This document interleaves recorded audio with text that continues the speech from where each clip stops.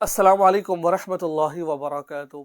एक सवाल पूछा जाता है कि मौलाना साहिब, अगर किसी औरत के या किसी मर्द के रमज़ानुल मुबारक के रोज़े क़ज़ा हो गए हैं, उसने रमज़ानुल मुबारक के रोज़े नहीं रखे हैं, तो और अगला रमज़ान आ गया है, क्या अगले रमज़ान से पहले पहले उसको ये रोज़े रखना ज़रूरी है? अगर वो ये रोज़े नहीं रखता या नहीं रखती, तो क्या उसके रमज़ान मुबारक के रोज़े कबूल नहीं होंगे? इसके बारे में वज़ाहत फरमा दीजिए। देखिए, जैसे ख़वातीन होती हैं, उनको माहवारी का मसला होता है, माहवारी होती है तो फिर रोज़ा नहीं रख सकते। तो अगर ऐसा कोई मसला उनके साथ पेश आया है, माहवारी थी, रोज़ा नहीं रखा उन्होंने, ठीक हो गया, तो या फिर सफ़र पर गए थे कोई भी बंदा, तो रोज़ा छूट गया उसका, तो 3 रोज़े 4 रोज़े छूटे हैं।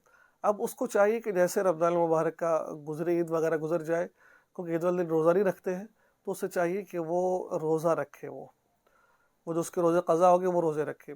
आज हम नफल रोज़े की तरफ भाग रहे होते हैं, लेकिन जो फ़र्ज़ रोज़े उनको छोड़ देते हैं, जो हमारी क़ज़ा रोज़े हैं उनको छोड़ देते हैं हम लोग। सबसे पहले अपने क़ज़ा रोज़े की नियत करें, क्योंकि ये बहुत अहम मसला है ये वाला। अल्लाह अल्लाह की आप पूछो, ये माफ़ नहीं है जब तक आप इनकी क़ज़ा नहीं करेंगे आप, ठीक है।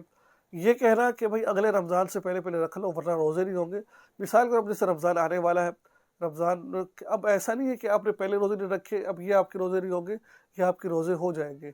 लेकिन जो रोज़े आपके से छूट चुके हैं पहले रमज़ान में, वो रोज़े आपको रखने पड़ेंगे, क्योंकि रमज़ान में तो नहीं रख सकते, रमज़ान में तो जो रोज़े फ़र्ज़ है वही रखने हैं आपने, वो पहले रोज़े तो नहीं रख सकते। अब जैसे रमज़ान गुजरेगा, तो जो आपके रोज़े रह गए थे पहले साल या दूसरे साल, कभी भी आपके रोज़े रह गए थे, उनकी क़ज़ा कीजिए आप। तो इस साल उनकी भी क़ज़ा कीजिए।